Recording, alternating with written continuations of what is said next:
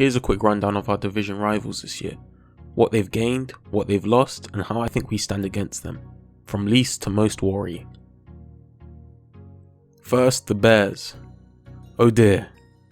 Oh dear, oh dear. What can I say? They've improved, but that's not saying much. And I laugh, but we're one of the 3 teams they managed to beat last year. Just, but a win's a win. They have improved though.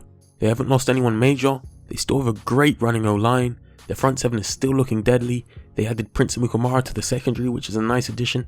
However, the team still isn't quite together. They don't know how to win. This is clearly due to a lack of offensive firepower. They only averaged 18 points per game last year. They lost Alshon Jeffrey. I assume they tried to placate that by picking up Victor Cruz, even though he's 3 years older than him. Kevin White has underachieved, mostly due to injury. If he can break that trend, maybe he can produce for them. Then there's the QB fiasco. This is really messy. Basically, they have the human giraffe Mike Glennon, butt fumble Sanchez, and 13 starts Biscuit Boy Trubisky.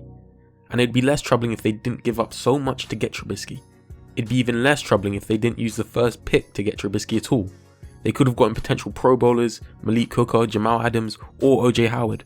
But no, they scrambled for what they thought the best QB available was, and got finessed by the 49ers on top. Trubisky has already reportedly fumbled snaps in practice, and the Bears camp is saying Glennon is QB1. The Bears are no threat. I expect us to sweep them this year, and they shouldn't be a threat for quite a while. The scariest thing about them is their run game, and their run stopping ability. On to the next team, the Vikings. It's pretty much the same deal, no major losses, just not from such a dire situation. They didn't lose anyone super important. You could say that their backfield got weaker with the loss of an aged AP in Asiata, but they just remedied that really quickly by drafting Dalvin Cook and signing Latavius Murray, who's currently injured, but is claiming he'll be ready by the regular season. They beat us to Reef and drafted 2 interior linemen, so maybe their offensive line won't fall apart this year. Their QB situation is a bit up in the air because of the Bridgewater injury last year and Sam Bradford being a .500 QB, but that's in the most positive way possible. They just have to pick the best player rather than the least worst like the Bears. Other than that, they are the same team.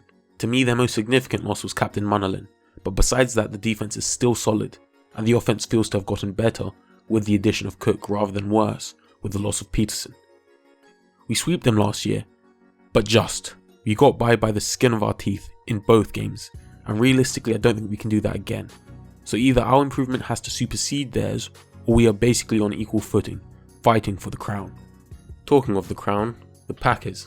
I felt the Packers are the only team to have declined or halted in progress. They lost 2 of their offensive linemen, JC Tretter and of course TJ Lang, to a division rival, that's us. They lost Peppers, who obviously is no longer prime Julius Peppers, but a 7.5 sack season is still formidable. Mike Hyde left, he was one of their more reliable players in that dreadful Packers secondary we saw last year. Now they have attempted to fix their secondary with 2 defensive back draft picks, Josh Jones and Kevin Kings. I think doubling down on this area is a positive thing for them. The emphasis on athleticism is great.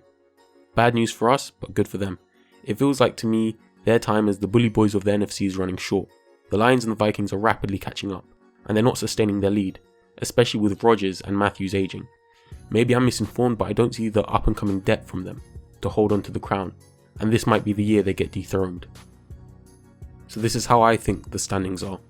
I believe the Bears are obviously the weakest team, us and the Vikings are head to head for number 2, my bias says we're edging them out, and the Packers are number 1, but not for much longer.